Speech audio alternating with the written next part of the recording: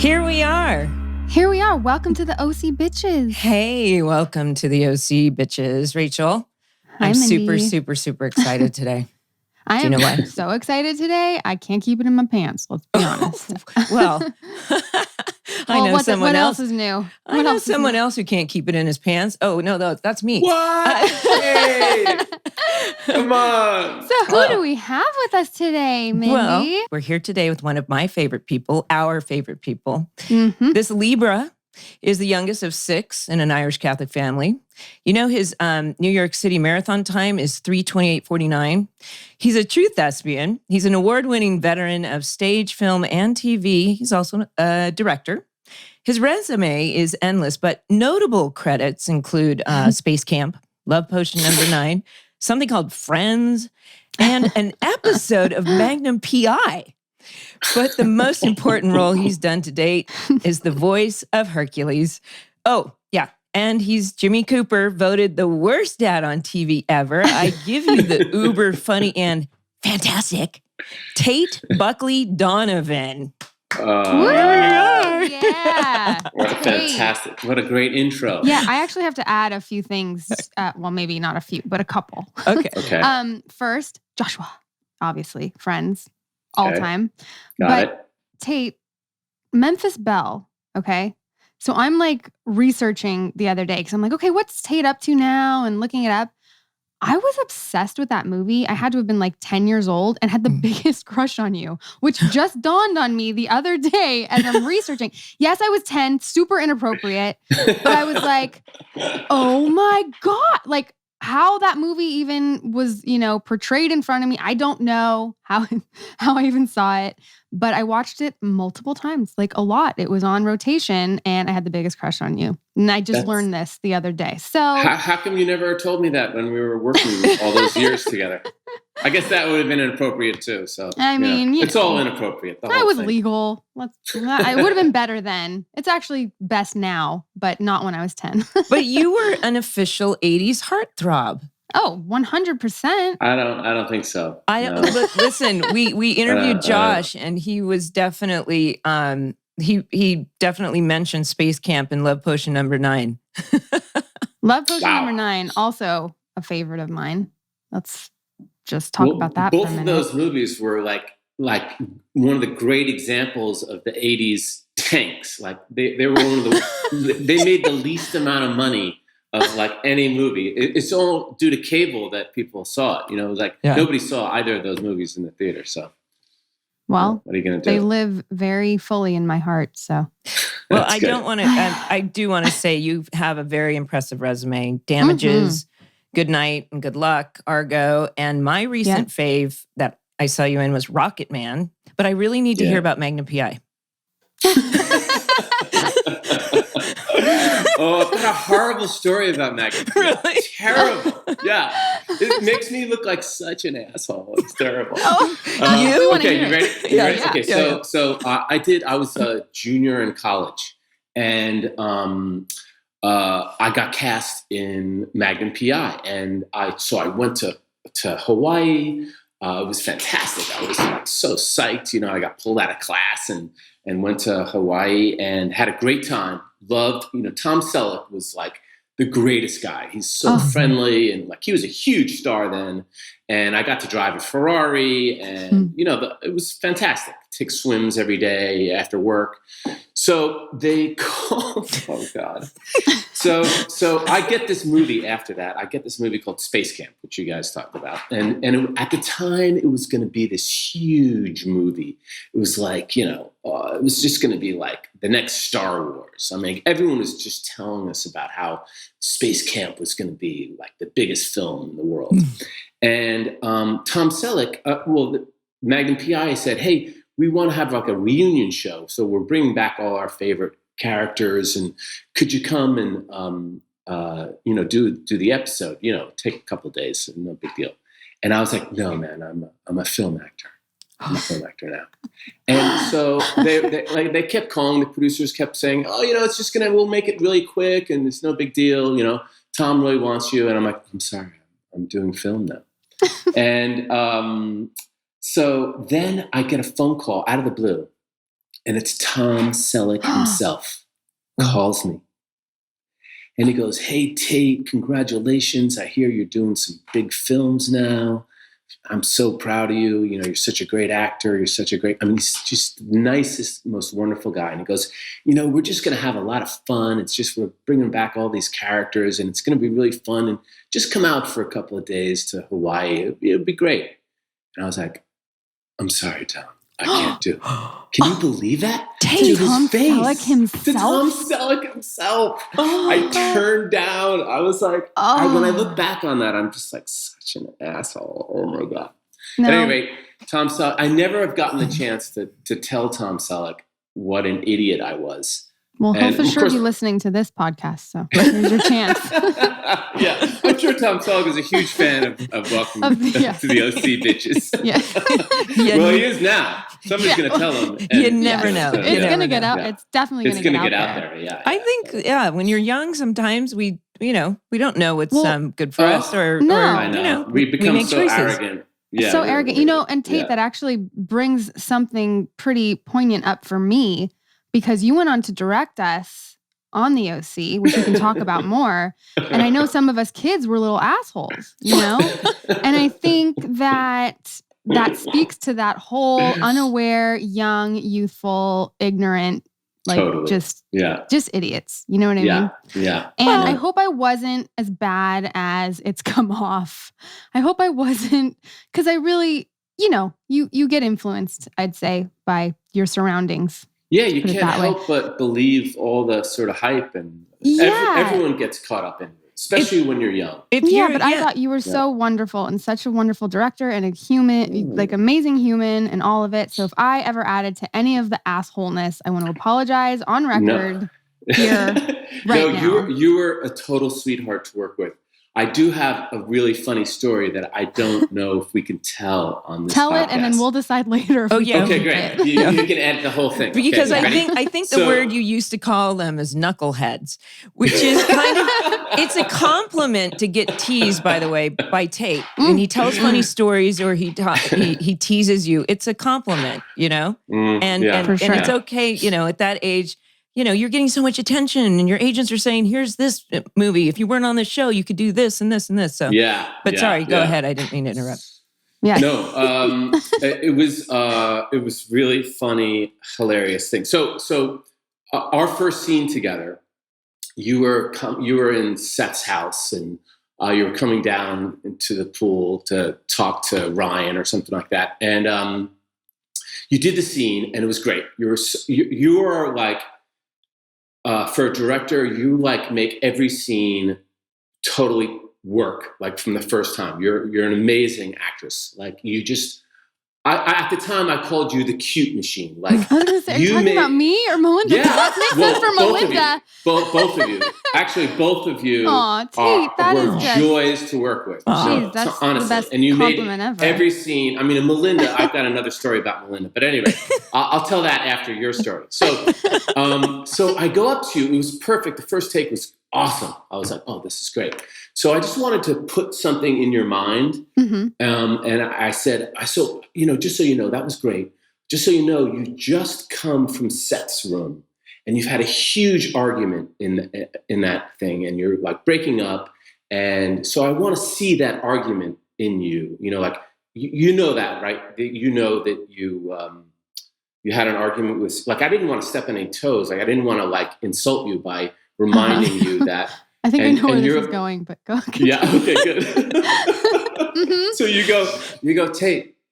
I'm sure you read the script, but you just came from an argument, and you go, Tate. I don't read scripts. I smoke pot.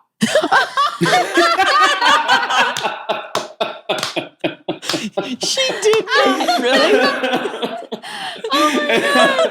Oh my God. Tate, that tracks so hardcore. That is so funny. I mean, okay, sorry. I don't know if you can use that. That is awesome. It's so on brand, and not so much the pot thing, sure, but just the fact that I was I have no fucking idea what's going on here. Yeah, you had no idea. Just tell me what I'm supposed to do. Yeah. Oh my That's God, true. that's hilarious. That's classic. That quote is going down in history. I told That's you. true. It's true. It's one of the best quotes I've ever gotten from an actress in my entire life. I don't read scripts. I smoke pot. I'm like, okay, you know what? That's legitimate. That's legitimate. That brutal And then honesty. and then you went ahead and did the scene, and you were great, and you were, you had it down. It was like effortless. You just had to be told. That's I all. had to be told. And you know What what? was Thank in you the for script? being an amazing director and making me aware of what I was supposed to be doing. That is always much Well, by the appreciated. way, did you direct season 2 or 3? 3. Okay, so you're coming back for that, by the way, for our podcast when we get to that episode, right? Oh, that would be awesome. Mhm. I would love to do that. Yeah. Oh Yeah. my God. I We're can already- tell you. And then we like- can talk reserving about the you. trailer park and all that, but yeah. I had to borrow shoes from somebody who lived there. Remember? Anyway, that's a whole. Can't wait to get to that. Yep. Oh my gosh. Okay. Oh my, it's just too fun. But so we're getting into, the show that we all did Right. together, right? Yes. The OC. Yes. Well, I know for me, and I think for Melinda, like going back and watching it has been pretty trippy and a little insane. But how did you feel going back and revisiting? And had you ever seen them before, or was this a first? No, it was a total first. Mhm. I hadn't gone back and seen any of them, and it was great. It was. I sort of forgot. This sounds terrible, but I forgot how good we were. Yeah. I was nervous to watch, and all of a sudden I'm Me like, too. Me too. That was a really good scene. I know. Me too. I'm like, wow, you're not a terrible actor. You're I was just like, wow. I understood why it was successful, because I think when we were making it, we were just making it, and we were like, oh wow, I guess a lot of people really dig this. Like I remember people coming up in the airport or whatever and saying, oh, I watched this show with my kids. It's the best show. And to this day, I get tons of people just talking to me how great the OC is. And, I sort of was like, yeah, it's good. But watching it again, I was like, wow, we're so good. And I was afraid we were all kind of over the top, especially my character. And I was like, no, you were actually kind of manipulative and subtle there a few times. yeah. Listen, you are my favorite story in the whole OC, because I don't know if your audience knows or anybody knows this, is that in the pilot, you had like one line, you were off in the distance. Nobody even thought you weren't a regular, right? No, we start. You know what? I didn't say this when we talked with Josh. We talked about everyone knows that we became regulars like on episode 11, or the back 9 or something like that. But Yeah. I remember while we were shooting the pilot, it was going so well. I got a call from my manager saying they are starting your series regular contracts, and they started negotiating for a couple days. And then all of a sudden, I think somebody went, pulled the plug. Yeah. And so it was there. And I think they always knew, but it was probably a financial thing at that point. But I'm sure. so we had to pay our dues and continue. But no, it was. Well, I love that. I mean, you just like this. I think they were planning on like us getting a divorce immediately and you not being in the show. And you were so good possibly. and so much fun to work with. And you lit up every scene, and your relationship with Marissa was it was awesome. You were so great. And Thank you you. came out of nowhere and like took over the show. I mean, everyone talks about it. Seriously. Oh. I mean, I don't know if you took over the show, but But you Julie really- Cooper, iconic. yeah, Julie Cooper is the shit. Yes. Well, you know Going what? down in history is definitely. Totally. I'm with you on that. I I agree. think what's interesting, because we've had to do so much research about this show, and there's been, years of interviews of what Josh said. I think when he saw the Froyo line, which he calls the suburban death of poor Jimmy, that he went, ooh, that's Orange County. That's the Real Housewives. We need that element of what just this whole superficial, all about money and image. That's the kind of energy that needs to be in the show, because you've got, you can see the Kirsten and Sandy are this really just amazing husband and wife, mother and father. And then you've got this other very superficial, motivated by some pretty, questionable things, which was Julie. And really that, and and ultimately kind of that original housewife, you know? Yeah, I know. Yeah, You're the original housewife, the OC. But do you remember how many, there were times when I had to say some of these like, way to rule with the iron fist, Stalin, but it's not up to her. I'm not going to have your sticky fingers ruining my party. It was so harsh. And I couldn't, and I would laugh. I'd have to get the giggles out, especially with you. You'd be just laugh because it was so mean. And now as my daughter's 21, I've said this before on our podcast, but I see it through different eyes. I went through the teen angst and I'm shocked at what she does and said, you know, she's so selfish, you know, anyway.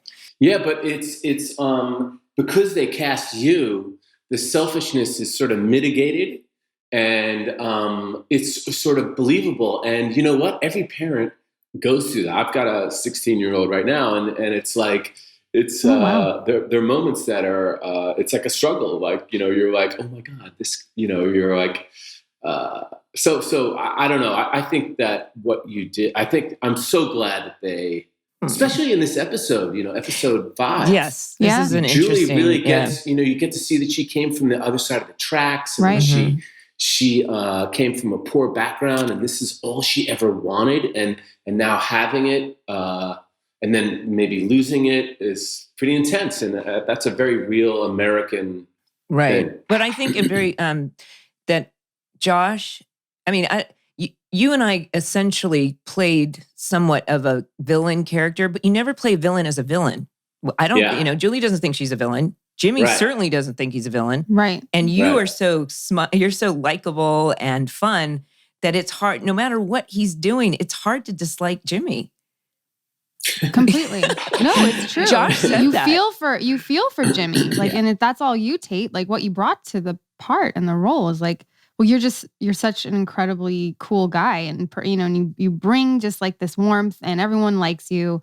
And so Jimmy couldn't be this like evil villain because you played him, you know? Well, yeah. I also want to make note of the fact that not just us, we're raining compliments on you, but the entire crew loved Tate so much that they sang happy birthday to him every single day he was on set. 100 people that was the Jamie Barber thing. The Jamie Barber, our DP. He was our DP, yeah. Very annoying thing. I was like, what is that about? I didn't You were know just so if that was a compliment or it just seemed like wasting time. Like, all right, let's get going. It was a celebration for your presence. I don't know. HelloFresh.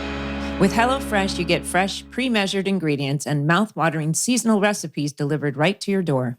Skip trips to the grocery store and count on HelloFresh to make home cooking easy, fun, and affordable. And that's why it's America's #1 meal kit. HelloFresh cuts out stressful meal planning and grocery store trips so you can enjoy cooking and get dinner on the table in about 30 minutes or less. I mean, this is huge for me because I pick up my daughter from school. We don't have a ton of time. I can't go grocery shopping, but I have these kits waiting for me. And so dinner can be prepared so easily and so quickly, and it's really just a lifesaver. HelloFresh offers 25 plus recipes to choose from each week, from vegetarian meals to craft burgers and extra special gourmet options. There's something for everyone to enjoy, with all recipes designed and tested by professional chefs and nutritional experts to ensure deliciousness and simplicity. I tried the vegetarian curry spiced chickpea bowl, which is delicious. And I love the chimichurri barramundi. I really love to say that. Chimichurri barramundi. It's so tasty. It feels so well balanced, and it takes all the guesswork out of dinner time. Yeah, HelloFresh has been named Newsweek's most trusted meal kit company of 2021 with over 4 million households served. Get America's #1 meal kit. Go to HelloFresh.com/OC12 and use code OC12 for 12 free meals, including free shipping. That's HelloFresh.com/OC12 and use code OC12 for 12 free meals, including free shipping. Talkspace. Mental Health Awareness Month is a worthy thing to celebrate, but it shouldn't be our focus just for May. It's important to be working on your mental health all year long. The positive effects of therapy will create lasting change in all areas of your life, your relationships, your career, and your overall happiness. A therapist can help you identify the habits and patterns that might be holding you back and how to move forward in the right direction. I wholeheartedly recommend Talkspace for therapy. You can sign up online and start therapy the same day as you sign up. You can text, video, or send voice messages to your licensed therapist, so it's incredibly convenient to have virtual sessions from the comfort of your home. I really believe in therapy. It has gotten me through this past very tumultuous and crazy year. It has kept me grounded. It's a safe space to talk about anything. And I am a firm believer and huge advocate for it. So Talkspace is so awesome. It's so accessible and anyone can do it. Talkspace is the #1 online therapy platform that has thousands of licensed therapists trained in over 40 specialties, including anxiety, depression, relationships, and more. Your therapist can help you set and achieve your goals. And I also think that this is, an awesome, affordable option. I would recommend it to my friends going through hard times. I've also had success being able to talk to someone who helps me process things out, and it always makes me feel better. As a listener of this podcast, you'll get $100 off your first month with Talkspace. To match with a licensed therapist today, go to Talkspace.com. Make sure to use the code THEOC to get $100 off your first month and show your support for the show. That's THEOC and Talkspace.com. Well, Tate, can you tell our listeners how you got cast, like what that was like in the process and stuff? It was, I remember totally. It was just the usual read for the producers, read for the casting agent, producers, network. Mm-hmm. And I remember reading with Daryl Hannah was up for... Really? Kirsten? Kirsten? Yeah, Kirsten? Yeah. Mm-hmm. Interesting. I don't know if I've ever heard that hold before. on. Was it Daryl Hannah? No, hold on a second. Sorry. I've never heard that before. No, Daryl Hannah was huge at that point. Who was it? Oh, gosh, darn it all. She was in Drugstore Cowboy. Yes. Kelly Lynch. Kelly Lynch. Sorry. There you go. Sorry. Okay. Yeah. Yeah. And I remember reading with both of them and, I don't know. Yeah, it was just the normal sort of angst-ridden, I really wanted to get it. I didn't think it was going to be successful, to be honest, because, we all do pilots and, right.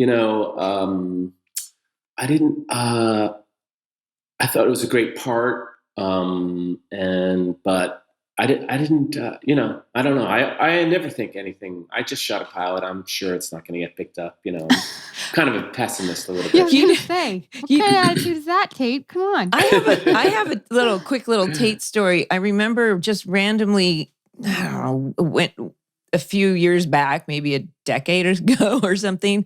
I just out of the blue called you for some reason and had a bad connection or something, but you said hello and it was like, hey, it's Mindy. And you're like, I just got a pilot called Damages. They literally just called me. And do you remember that? I remember being in New York and you calling me. Yeah. I'd forgotten that I just gotten Damages. That's the best thing because pilots, I mean, it's always a miracle that you actually get through studio and network for pilots but then actually getting it, you were so excited. I mean, your energy and just passion for life and this positivity. I mean, when I go to work knowing that you were going to be there, I realize when people ask why you do this, it's long hours and, so there's travel and it's such a social thing. And the connection that we all have collectively doing something for 10 months out of the year or something, that's the reason I do it, so that we're not sitting behind cubicles doing our work. We're doing this together and we get to hear Tate Donovan stories and which are the best. My face hurt laughing with you. Oh. I have a question though. Were you bummed when Jimmy left the show? Oh my God, I was totally devastated. Yeah. I'll never forget the phone call. It was from, what's his first name? The producer, De Laurentiis is his last name. Bob, sorry, Bob, but Bob you deserve D. it. No, Bob D. No, I was in New York and I was subletting an apartment in New York and I really wanted to buy an apartment in New York. My big dream was to buy an apartment in New York and I got a phone call from, we were about to go to Canada. I was there. You called me. Yeah, you were there. Oh, did I? You called me in Canada and you're like, I'm not coming. And I was like, what? Well, it was, so at any rate, he's like, what are you doing? I'm like, oh, I'm in New York. I'm looking for apartments. And he goes, well, listen, I just want to tell you that you're only going to we're sort of cutting you out of the season and you're only going to do 7 episodes, the first 7 episodes. And I was like, oh, wow, I guess I'd better look for cheaper apartments. And then he was like, yeah, sorry. And, whatever. I kind of always felt like they were going to cut me, like I always felt that way. I don't know, I just felt bringing kind up all these things, Tate, that we got to work on. You don't realize how insecure I am. It's crazy. We're going to get into it. Maybe they sense that, my insecurity. But I felt like Jimmy was an important influence, but he was such a terrible parent to Marissa that I don't know. I just felt like, oh, okay, I don't know. I always, that's one of the reasons why I started shadowing and getting into directing, because I felt like, I don't know if this Jimmy character is going to go very far. So I love to work, and I loved being on that show. So you were shadowing before that? Oh yeah, shadowed. Oh, that's right. Oh yeah, tons and tons and tons.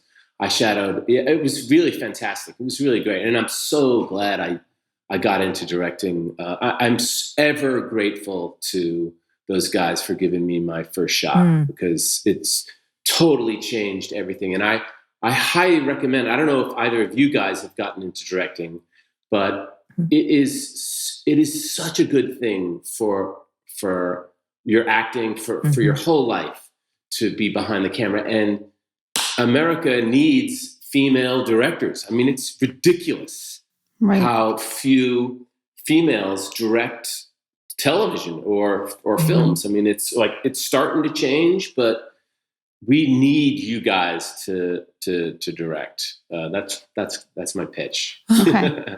And both of you guys would make fantastic directors. Fantastic. This is Tate's favorite word Yes, too, and it is Jimmy's my as favorite well. word, yeah.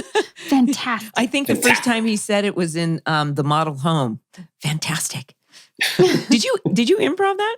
Fantastic all the time, or was it in the script? I don't know. Maybe Josh, heard me say fantastic. Oh yes, because we know he that's would. like, if someone does an imitation of me, that's all. It's like a one-word imitation. Fantastic. So fantastic. And like, oh yeah, that's Tate.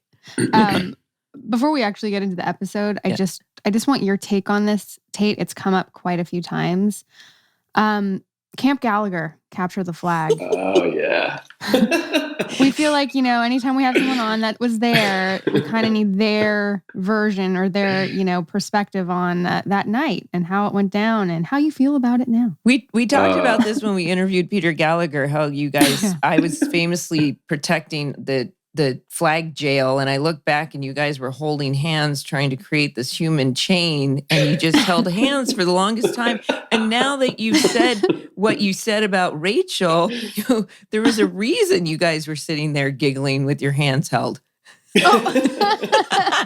So Rachel and I were holding hands, or Gallagher? You and Peter. Yeah, me and Peter. Yeah. But we were so baked and so wasted.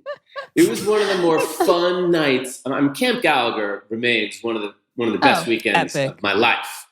And I smoked so much weed that night. I just remember, I don't know. I don't even know what I remember. I just remember like this fantastic feeling. And I remember holding his hand. That's right. That's hilarious. I look back, I'm like, we forgot that we were holding each other's hands. Look back and you're just kind of felt giggling. Good. It's so we natural. felt close. Yeah, I felt close to Peter.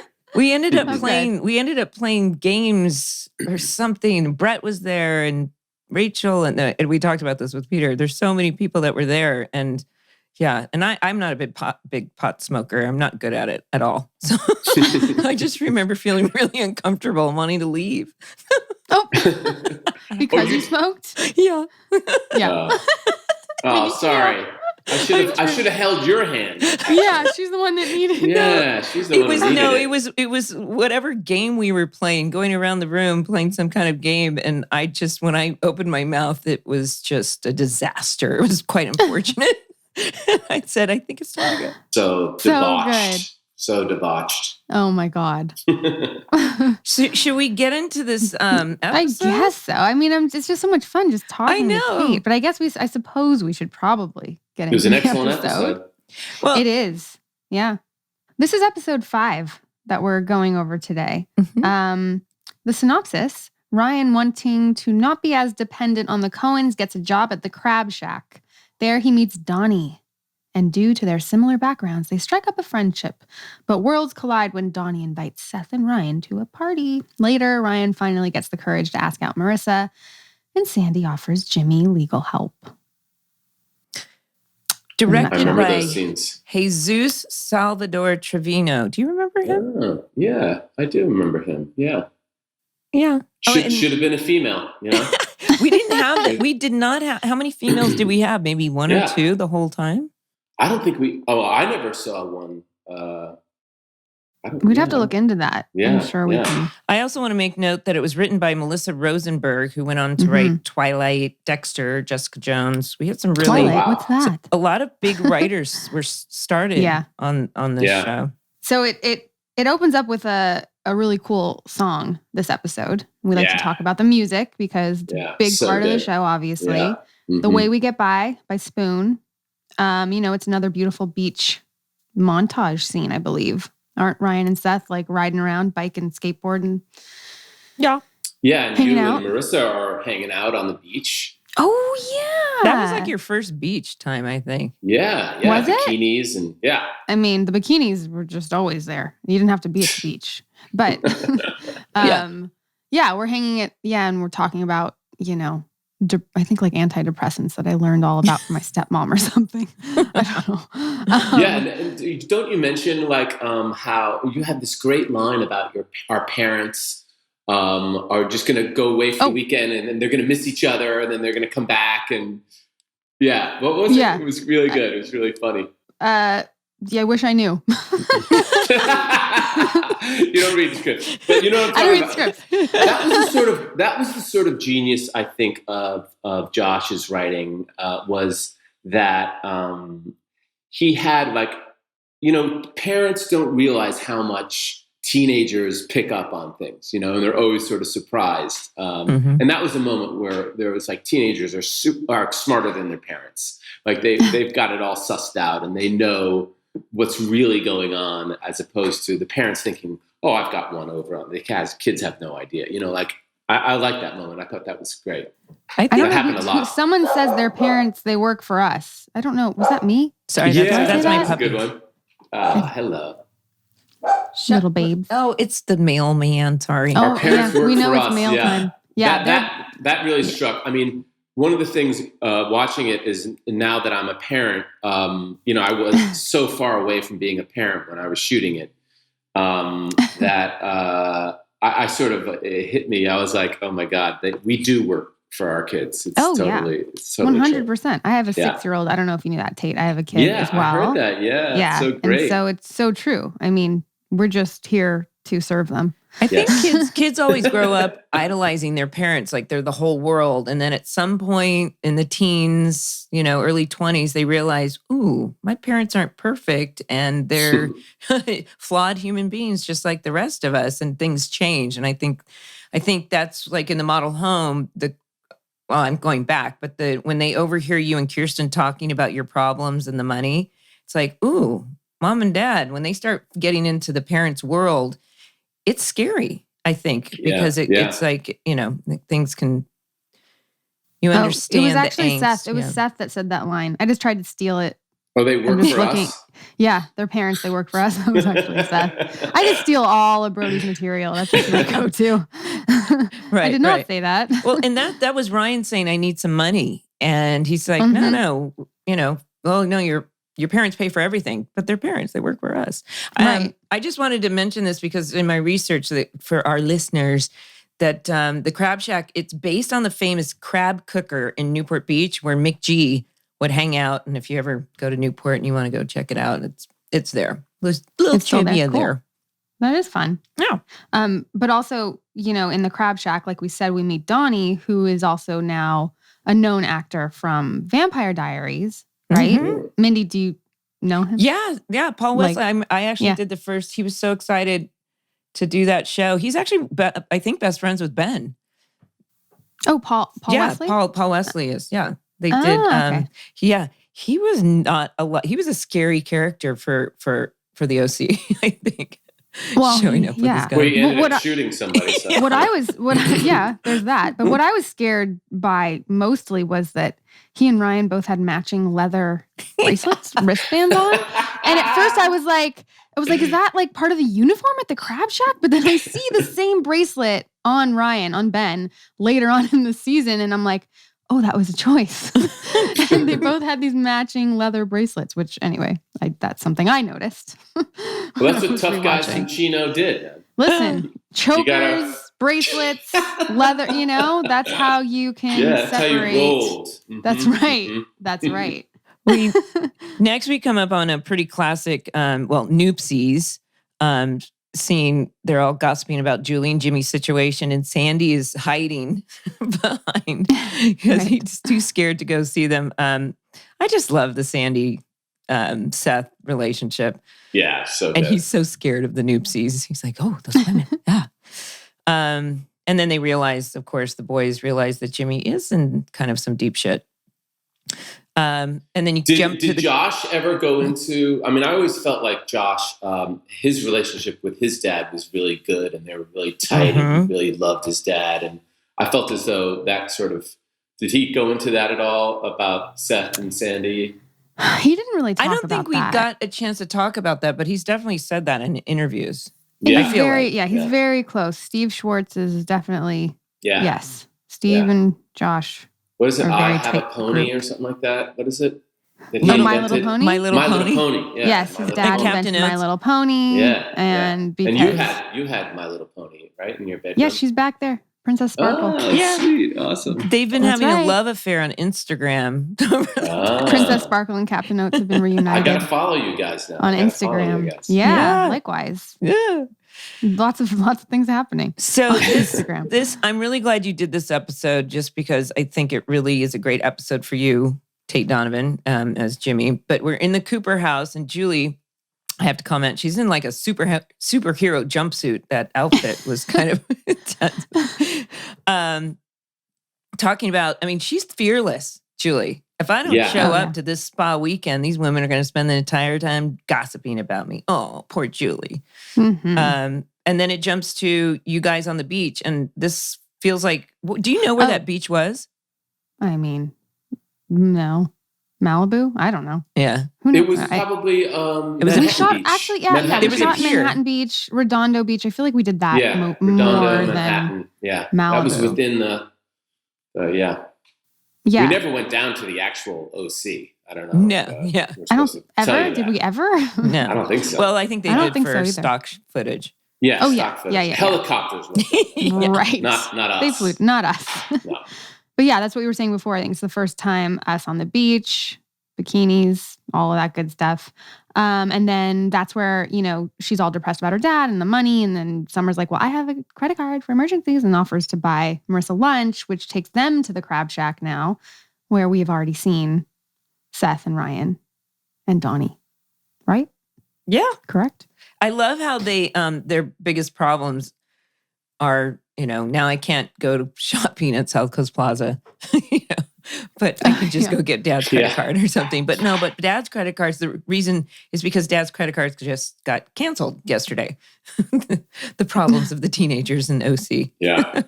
Yeah, these are their problems. Anyway, so Ryan is in his new role as the waiter, and he gets the rundown of the restaurant and $30 entrees on plastic plates, $60 wine in plastic cups. Well, I think the thing to take away from that scene is that it's the first time Ryan asks Marissa out, I think. Right? Oh, yeah. Mm-hmm, and then she turns him down, and then Summer invited Luke, and he shows up, and whatever. I guess that's kind of the main thing from that. I like how aggressive. I mean, I don't know. Maybe it's a sign of the times, but he's pretty aggressive. The second time, he was like, "Just so you know, I asked you out, and it's going to happen again." I liked what it. happened? I know. I thought it was very, very masculine. You know, Yeah, maybe but that speaks to me. Like, I like an aggressive man. That doesn't sound good, I know, but he just took charge. I was like, just, okay, Ryan. Yeah. Well, you got to listen to women now. You know, if they say no. Right. You can't go up and be like, yo.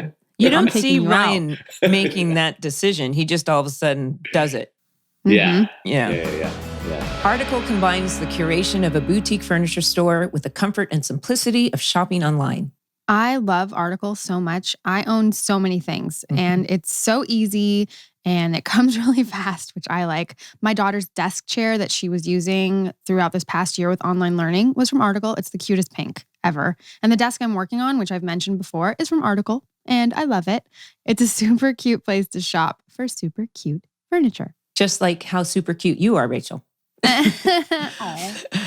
So I love perusing the Article website. There's so many things that I love. Everything is super stylish and beautiful and it's affordable. And yes, the delivery was super, super quick. Yes, I have pillows and I love this lamp. And yeah, I love the website so much. You can save up to 30% over traditional retail prices shopping at Article. They're able to keep their prices low by cutting out the middleman and selling directly to you. No showrooms, no salespeople, no retail markups.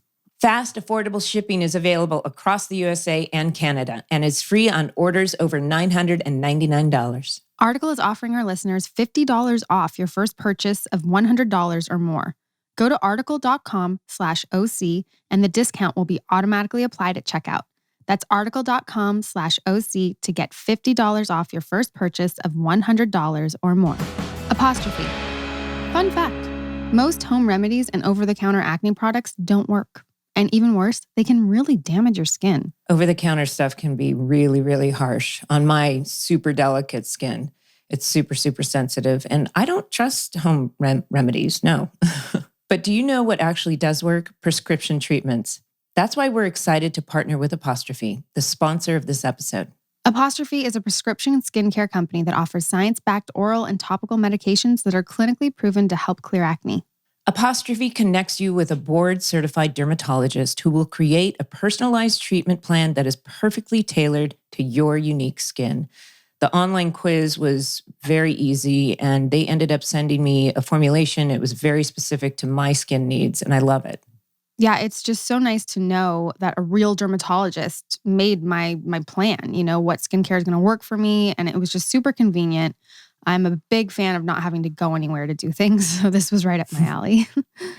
We have a special deal for our audience. Save $15 off your first visit with a board-certified dermatologist at apostrophe.com/TheOC when you use our code, TheOC. This code is only available to our listeners.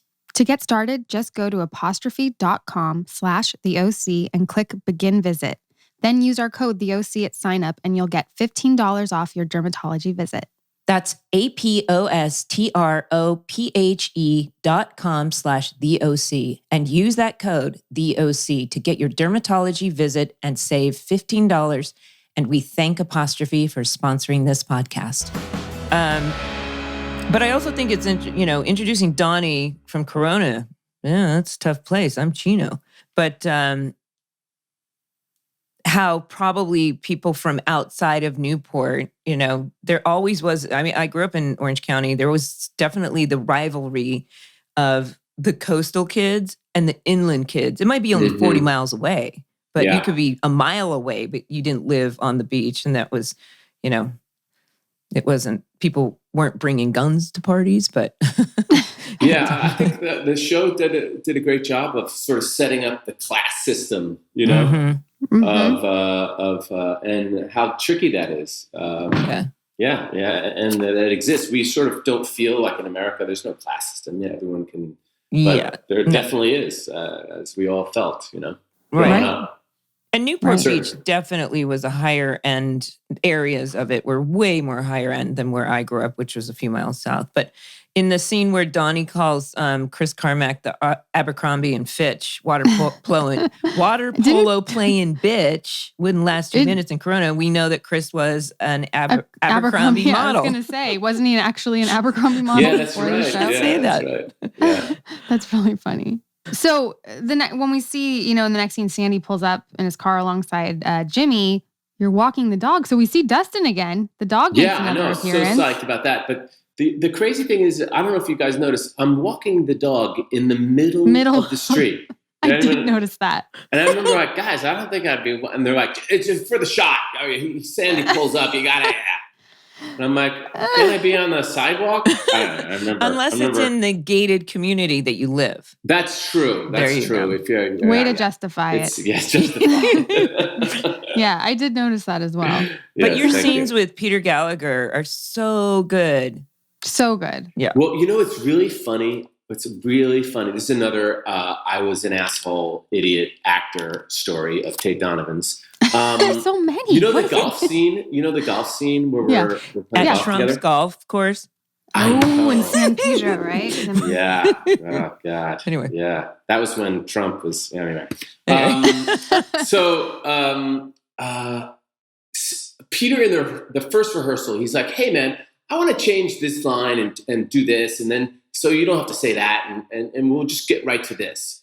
And it was one of the first episodes, and I was really insecure and a little intimidated by Peter.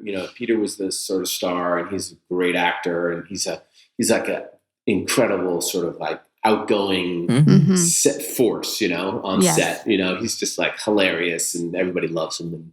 And I was feeling a little uptight, which ended up sort of perfect for the whole scene. But at any rate, I remember getting so angry that he just changed the scene, and made it better for him. And what about me? What about and the director was like, oh, that's a great idea, Pete. Yeah. So you change your line. And I was in the worst mood during that whole golf scene, right? I was in the worst mood. And I mean, it kind of worked really well. It worked, right? Because what was going on, yeah. And then after, that was the last scene of the day for us. And he was like, hey, do you want to play a round of golf?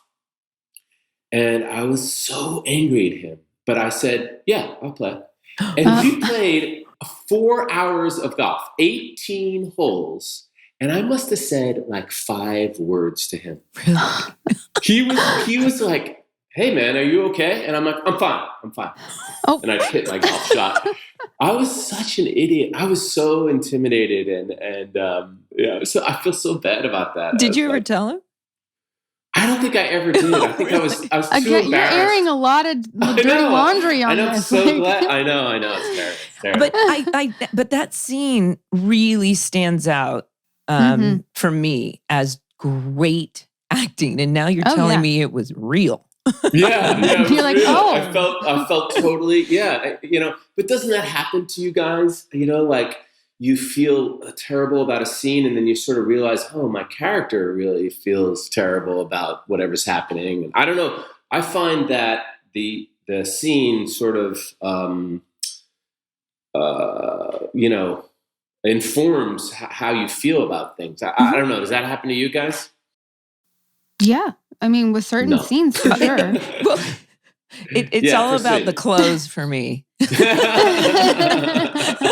what does. That's funny. Actually, sometimes dressing like Julie, definitely, because I wouldn't dress that way, but sometimes you get in and I'm like, oh, now I got an attitude. But of course, the for scene. Sure.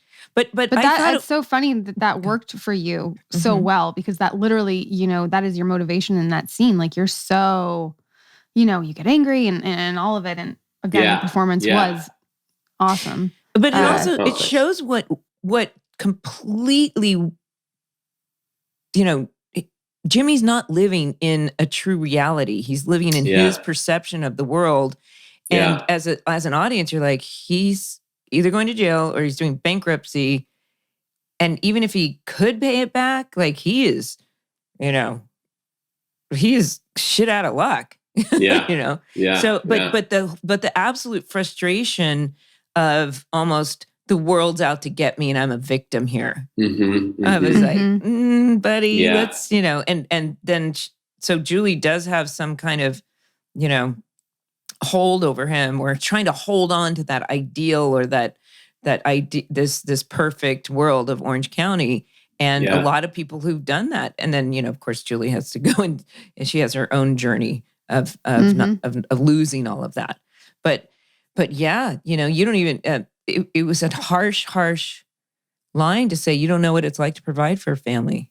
Yeah. I know. I was kind of he's got the surprised chills. by that. I Yeah. forgot about that. You know, Yeah. it's like how easy he had it, you know, or whatever, Right. by marrying the richest girl. And Yeah. And But also, it's so, apparently, someone who I was still kind of in love with. Well, and, oh my gosh, and so emasculate. Like you just grabbed him by his balls and yanked. But you know, when Peter came on and he did the same thing. He hadn't watched the show, if ever, maybe for the first time in years, and he was like, "I had no idea my wife and Jimmy were doing that behind my back." He was all upset. He was like, Tate and Kelly, like, you know, he was just so impressed. He's like, that chemistry, and I had no idea. Like, they really loved it. You know, he was just like, what the fuck? It was pretty great. He actually had that in that scene where we were playing video games together, which I thought was a lot of fun, you know, like trying to get us back to when we were kids or something like that. Loved that. But the balls on Jimmy to actually keep saying, to actually it's admit when I it. met Kirsten. Yeah. I mean, I couldn't believe it. I know, my Me jaw too. dropped to the floor. I was like, oh shit, Jimmy, like coming in, like, because he's clearly balls. He's clearly got a fantasy still of, yes, if it doesn't work out, I'm here. And just to let you know, it's like, you know, you're lifting your leg in territory it shouldn't be. Yeah, right? I know it. Right.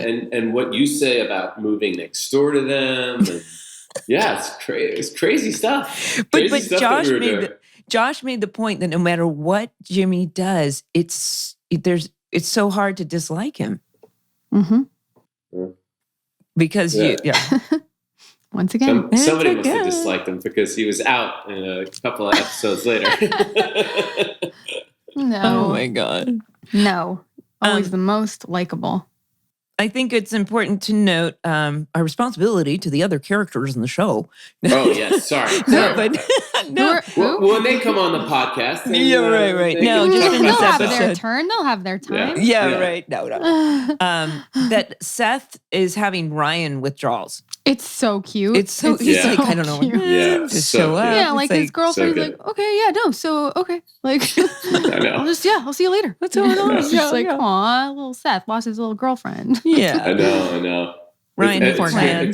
And then this, I know we're skipping, but when he the next morning when they're having cereal and Seth is just so angry bitter. at him. Yeah, he doesn't know why or whatever. And it's just like a couple. It's just fantastic. Oh, it is. It's a married couple, and he's pissed, and he's like, How'd it go? Here. Right, trying not to be jealous. Totally. Yes. You're back at the beach, at the pier. I just love the dialogue that Summer gets. Is it bad to burn on top of a peel? Or you said, I'm getting crispy. It's very, very Orange County. What else is Getting next? crispy. Oh, then I don't know where we are. Jimmy and Sandy are sitting among their files. Yes. Jimmy thinks he's going to get fined. Sandy says $4 million. You're going to lose your Series 7 license. Is this before the golf?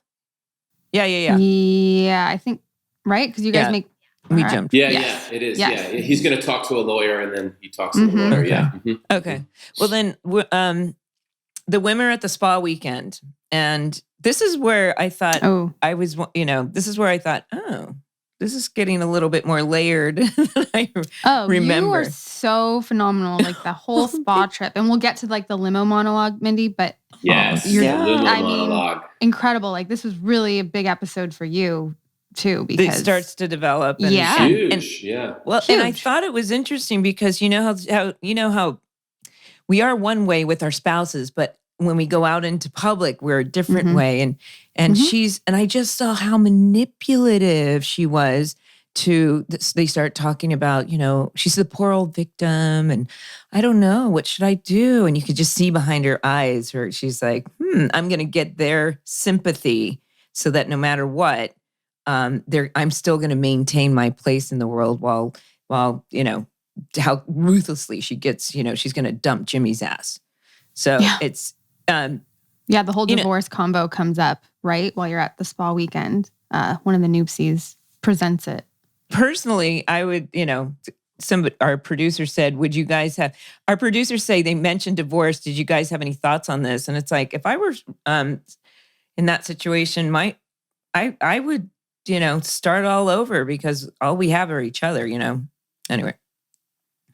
Yeah, like divorcing Jimmy at that point, you're not gonna get much money. You know what I mean? It's sort of like, yeah. It's whether you like the person or not. Well, I was bummed because I wanted to continue working with you, but yeah, I know. We wanted more scenes together. I know you guys were so great together too. That was a very well casted pairing. Cast pairing? You know what I mean. Let's see. We were the worst parents. Did your like relatives or people call you and talk about what a terrible parent you were to Marissa? No, well, Melinda. No, because my daughter was 3 at the time, and they knew me to not be this character, and I based her on somebody that you and I know very well. Yeah, who was it? Oh, you can't tell me, probably. Oh. Oh my gosh, perfect. I don't totally know. Perfect. Oh my totally God. Perfect. Yeah, she's the type of person who would be like, "Oh my gosh, how are you? I love you." And behind your back, it's like, "Oh my God, hideous." Yeah. Tate and I would go on set, and you could say we would tell stories, respective stories that we'd had with this person who was just, to me, I loved having her in my life because she's Julie Cooper. And just a ball, and just we would giggle about that. So, let's see, where are we? Seth, tries to make a date with Ryan to the movies. What are you, 8? But he has plans with Marissa, their first date, right? And then Donnie invites Seth to a party, and Ryan warns Seth, it's a rough neighborhood, man. Like, this is like Long Beach, lots of leather chokers. And Ryan says it'll go for an hour, and they go in Kirsten's Range Rover to this neighborhood. You know what? That is a good idea. That is a great idea, kids. And so we'll get back to that party since we're going chronologically here. We go back with you, Jimmy and Sandy, who are barbecuing, having some steaks and drinks. That's right. We're having fun together. Yes. The phone rings, and naturally Sandy says, "Jimmy, answer my phone," which I was like, interesting. Why wouldn't he ask you to watch the steaks? But anyway, for story purposes, Jimmy, go answer the phone. Oh God. And it's Kirsten. Yeah. And I love this because Kirsten is talking to you, and you guys are having, I'd say, like an intimate conversation, and making sure you're okay and stuff. And Julie walks up in another juicy outfit. Oh my God, that one was unfortunate. And Julie, dude, Mindy, when you walk up and you're just like, your concern for my husband is really touching. Like, so it's like, ooh, right there. Like, she's scary, actually. Oh yeah. Julie scared the shit out of me. She's right. She's right. She is right. I mean, could you imagine if you're talking about divorce with your best friend, and then all of a sudden she's talking to your husband like so tenderly? I would have been like, you're totally justified in your like, fuck you totally attitude. Justified. That's the interesting thing. I was like, when we were filming it, it was sort of like Jimmy and Julie are sort of the bad people. But when I'm watching it now, I'm like, they're totally justified in all of their feelings and what they say. Anyway, I thought I agree with you. Yeah. Completely. Yeah, I mean, I would be livid if my wife was talking to, you know what I mean? Some old flame right as we're about to get divorced. Like, don't you? You still have your prom photo up on the wall or something? You and Kirsten? I'm like, how did that fly? Like, can we talk about that? Yeah, how did that fly? Yeah, well, Seth and Ryan are now at the Long Beach party, and the song "Get Retarded" by Black Eyed Peas play. And I know that we probably can't say that word, but it is a song, so I'm just quoting the song name. The title. Yeah, I know.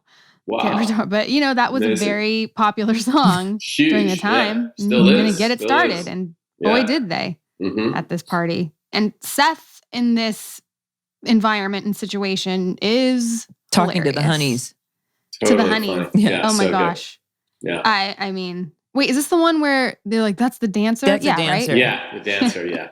He's She's having from experience. Uzbekistan or something like that. Yeah. My favorite is when he's like, oh, maybe we could have them come back to the pool house. And Ryan's like, don't say pool house here. He's like, yep, nope, got it. And I was like, that's so right on. Like, dude, curb your rich, like, I have a pool house shit. And then Ryan is saying, we got to go. Here's the clock ticking. And Seth is experiencing life for the first time. These are brand new experiences. And he's so selfish. He's like, dude, no. It's like, I'm talking to actual real live women. Yeah. And Marissa's making macaroni and cheese back at the house waiting for Ryan, which I thought was really sweet. Yeah. Mac and cheese. But yeah, so they get stuck at this party and, well, what happens? They leave. Yeah, they leave. They leave. Oh no, is this the Range Rover part? This isn't the Donnie. No, yeah, Yeah. They're on their way out, and then some they kid hear runs the by and kids is say like, that somebody just jammed up or whatever the word is. The Range Rover. Vandalized, and they the were Range like, Rover, zoinks. gets graffitied or whatever. We don't see it then, but then it cuts to the next morning. So clearly Ryan doesn't make it to the date. Right. You see the Range Rover the next morning. It's completely graffitied and happened at the IMAX theater. The way they shot that Range Rover getting, I don't know if you guys noticed it, but it's so lame. Really? So from a director point of view, why? Yeah. Well, it's just that it was sort of shot where how can we show that it's been damaged without any damage being done to this car? Because I thought it looked bad. Yeah. But it's just graffiti. You mean like no windows smashed or anything? They tried to make it look like the windows, the windshield was smashed, so they just put like glass on top of the perfectly fine window. I don't know if you noticed, but if you go back, it's just like nothing is broken on the car. It's just like a little like it looks like a shaving cream. You know what I mean? Like you just wipe it off. And they put like glass pieces on the front of the thing to make it look like it was shattered. I mean, I guess it works, but that was the first thing I was like, oh my God, they didn't want to spend any money on a broken windshield on that one. Right. It totally fooled me. Yeah. But you noticed this. You can get away with. Yeah, you get away with. At the IMAX. Okay, so then maybe like, we have that big scene where all you ladies on your spa weekend are in the sauna. So right? I do want to see, steam steam shower scene and Kirsten is totally coming to Jimmy's defense with these ladies saying this. And then she calls out the hypocrisy of these women and their Coke days and their, paying minimum wage or something to their housekeepers. And I love that Kirsten and Julie, they each have a pretty valid point, but they stand up to each other. And what I got from Julie was, and it's like standing up and saying, this is my problem, butt the fuck out. Right? Yeah. To Kirsten. Yeah. And this is podcast world. We can cuss, right? Sorry. I fucking hope so. But it doesn't, what's interesting is in that scene, I didn't feel like she was jealous.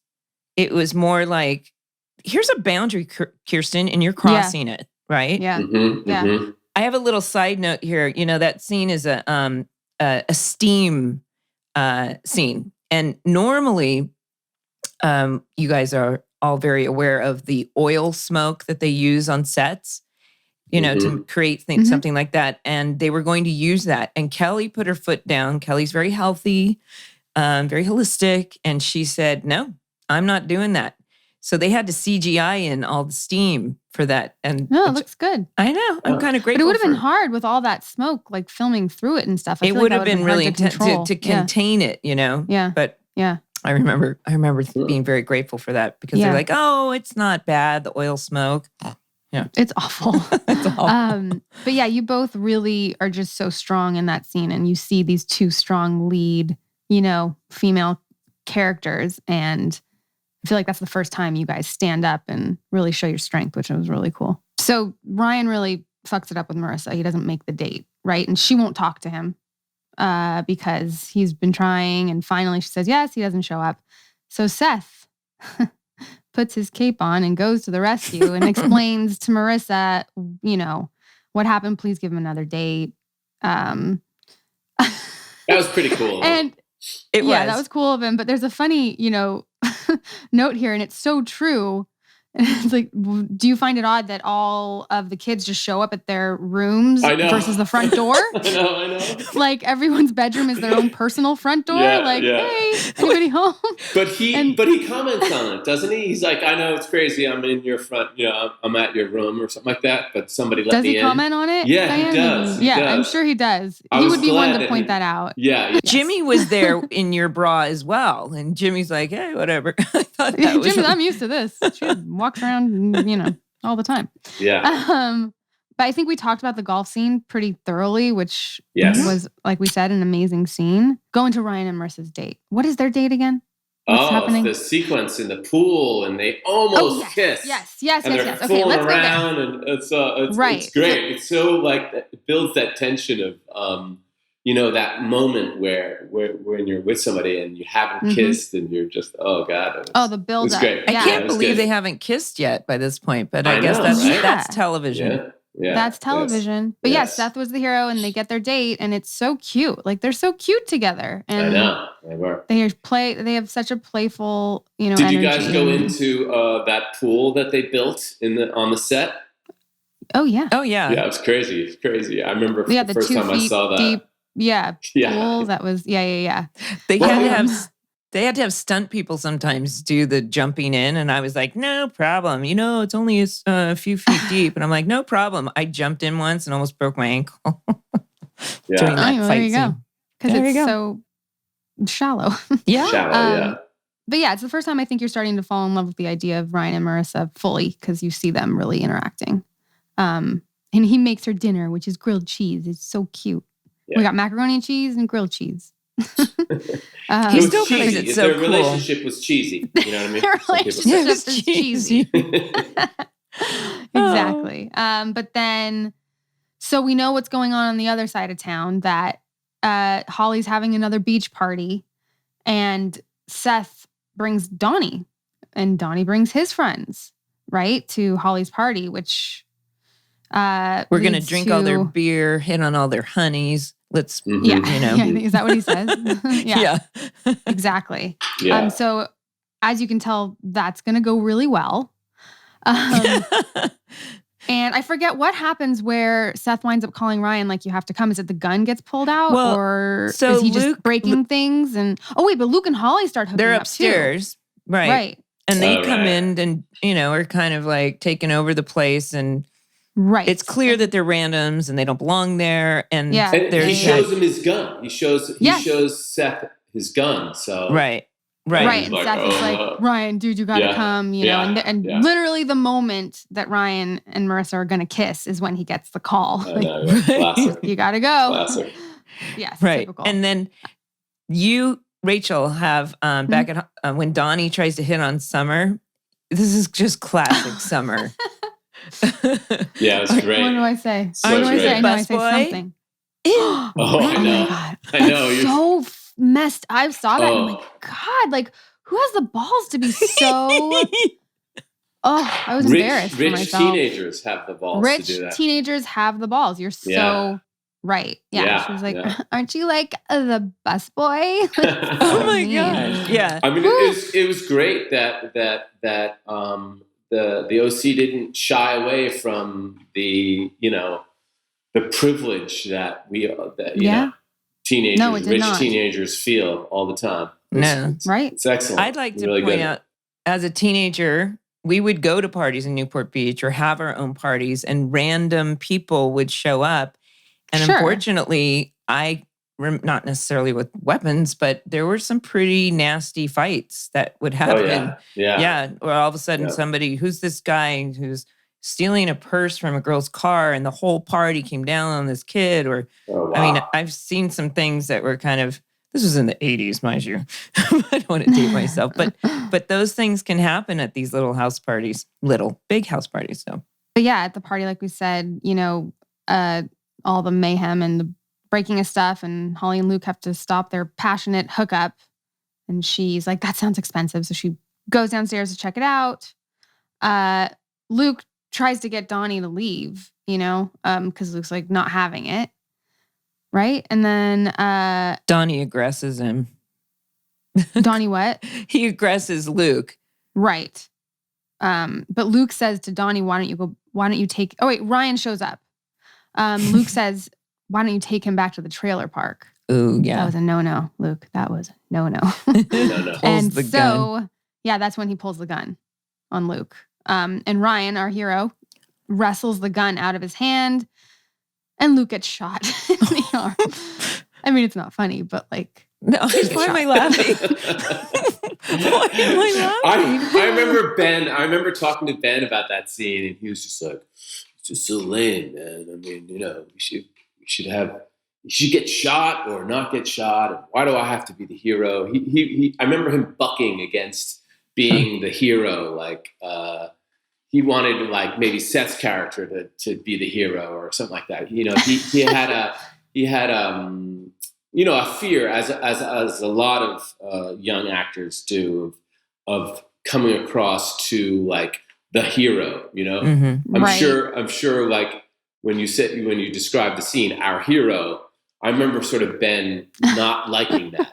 Not liking that. I think because it puts a lot of pressure on a young actor. Because that no one sense. feels like a hero, and right. Yeah. But it also sets up for a great change for Chris's character, for Luke. All of a sudden, we have some sympathy, and then we have all of a sudden these two enemies become friends, and then in the future when Oliver shows up, you've got Luke is the only one who has Ryan's back, which will be in the future, but it sets up for us to really start thinking of Luke with a completely different set of eyes. Yeah, and he does the right thing. He calls Marissa and says, "You should get down to the hospital." Yeah. To the hospital, Ryan does. Yeah, to get her down there because he was shot. That's a good. He's showing, Yeah, he's a good person. He's a good person. Yeah. Yes. But then the scene comes up, Mindy, which we touched upon with you and Kirsten in the limo, which it's the best scene in the whole episode. It's really? So good. So good. I agree with you. I was so just blown away and, and really amazing. I mean, misguided or not, you kind of see inside a little bit more what Julie dealt with as a child or growing up, or you got to see that, of course, in another juicy suit and so much makeup. Yeah. I'm always shocked at how much was on. There was a lot. There was a lot. Yeah. Even on me. But most of you.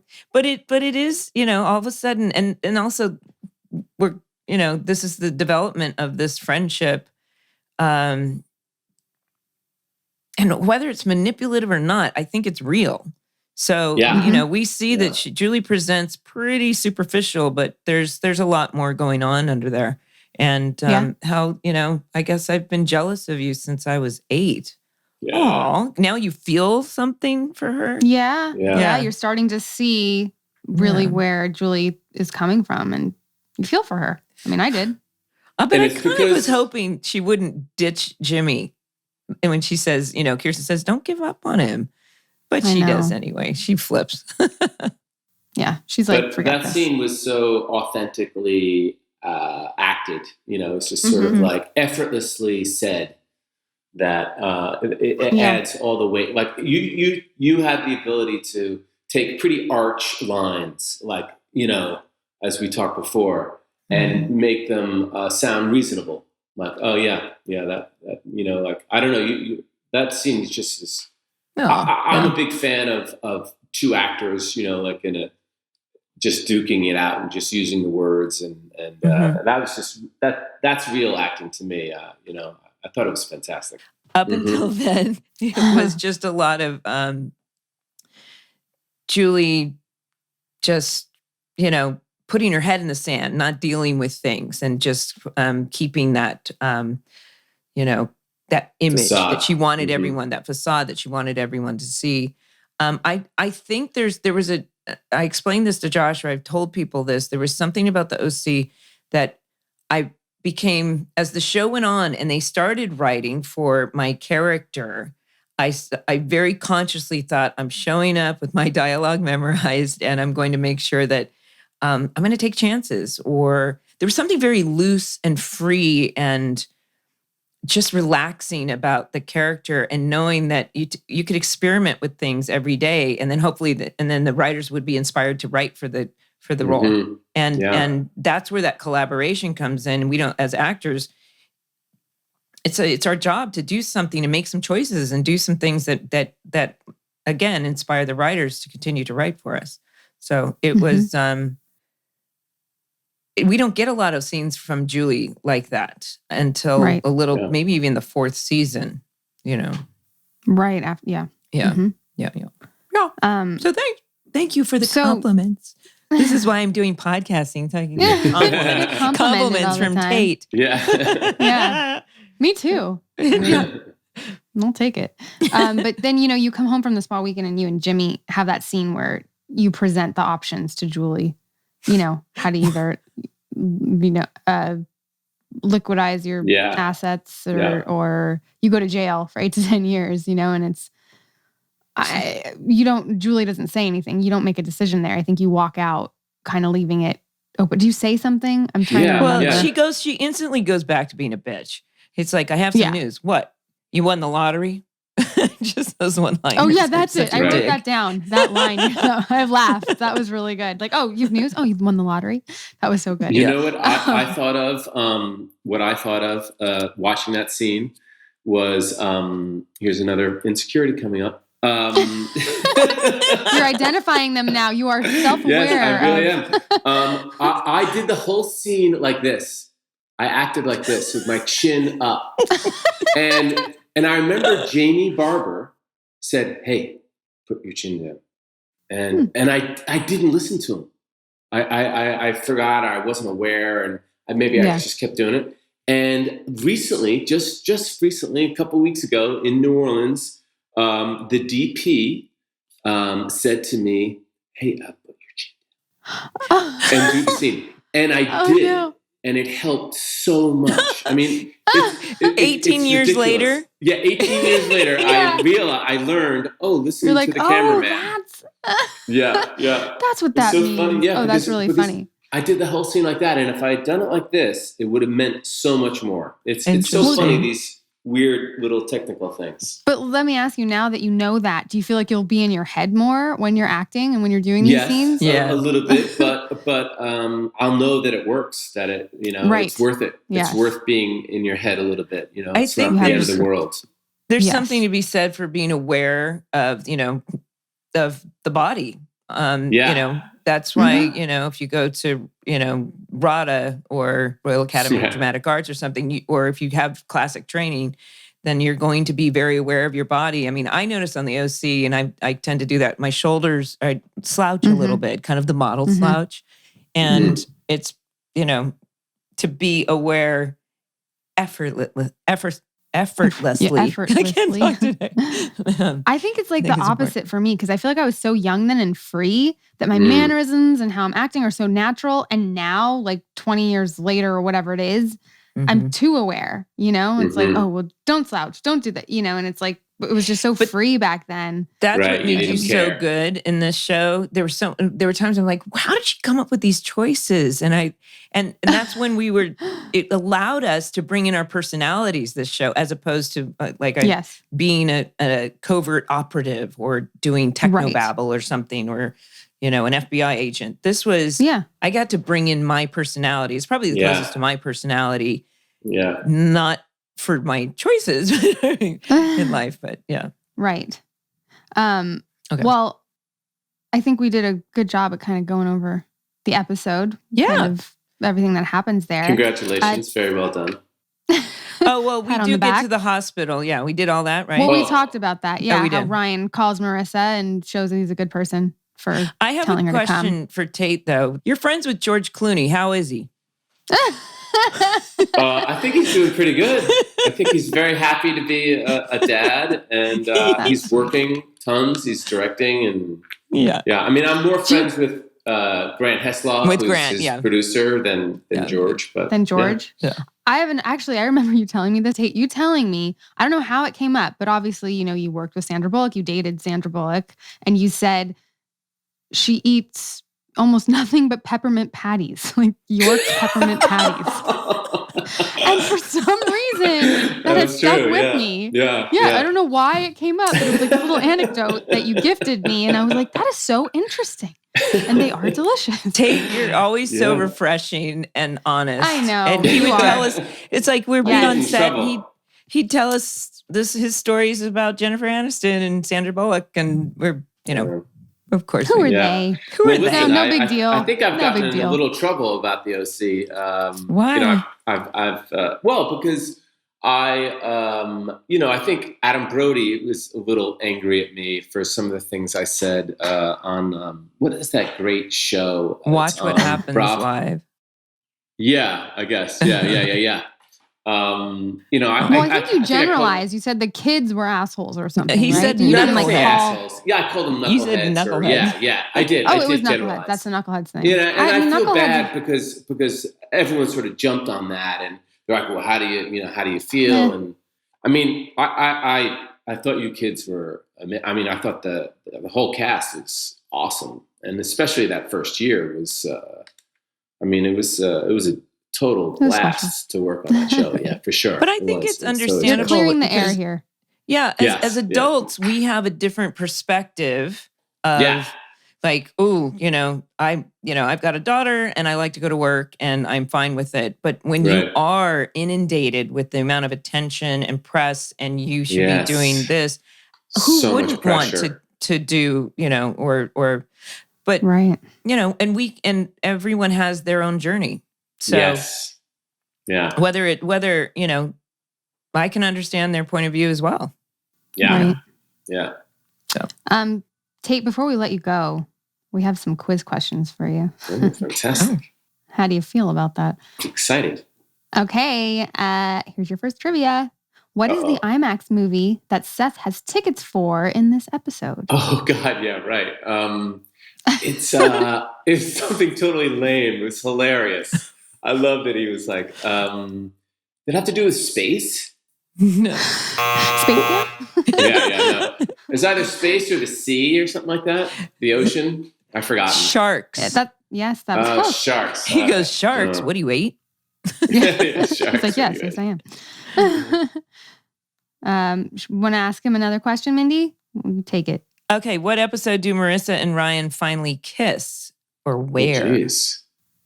Yeah, God. I mean, it's hard to say like the number of the episode, but do you remember the moment or where it was or anything like that? I don't.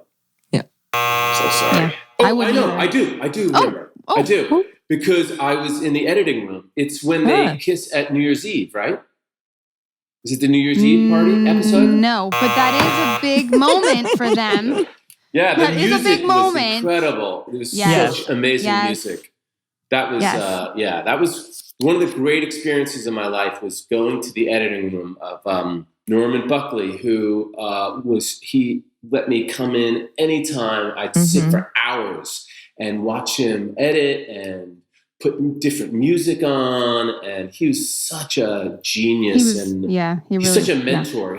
That's a guy who loves to teach and loves to help people learn. And so I remember putting the music to that moment and how just like I just leapt out, but that wasn't the first time they kissed, huh? Yeah. But no, having said all that, that's wrong. What is the first time they kissed? When was it? On the Ferris wheel at the carnival in episode 9. Yes. Yeah. Yeah. Okay, I bet you can picture it now. Yes, no, I can. Right? Yeah. Well, Tate, this has been so much fun. It's amazing. It's been great. It's been so great. Yeah, so happy to catch up and to see you. And, I've been watching everything you've been doing just so phenomenally. And we would love to have you back. Yes, I'll be back for your first episode. That would be awesome. I would love to revisit that episode. And just so we have you recently moved to Austin, or you said 5 years ago? I moved to Austin 6 years ago. Nice. Oh, you live in Austin. Yeah, I live in Austin, Cool. Texas. Yeah, it's a pretty good town. Pretty good Yeah, town. I've heard great things. Except for in the summer. You don't want to be here in the summer. Yeah. It's intense, the heat. Oof. Yeah. Well, you are one of the coolest people in the world, Tate. I am so grateful to know you. Oh, Thank But you. please, sorry. no, please let us know. We tried to get together a couple summers ago, right? Yeah, I know. I would love to. I would love to get together with you guys. Yeah. It'd be so much. I go back to LA every summer, so Okay. that would be a Great. good time. Let's do it. Yeah, it'd be so great. We're gonna have It'd a be so much reunion fun. for yeah, sure. it'd be so much fun. I'd love it. Capture the flag with the. That's right. Get totally baked, and we'll play capture the flag. It'll be fantastic. Fantastic. Fantastic. Fantastic. Well, okay. Well, we should Can't all wait be to so see you. happy as Tate we love Donovan. you. Yeah. All right, love you Yes. guys too. Thanks Love so much. you so much. Yeah. Thank Thanks you. for coming. Ciao. Ciao. Bye.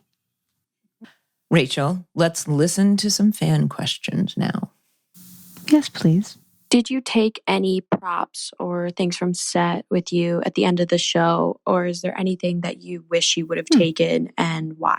You have a dress of Julie Cooper's, don't you? I Mindy? have mostly clothing items. I have a Chanel bag.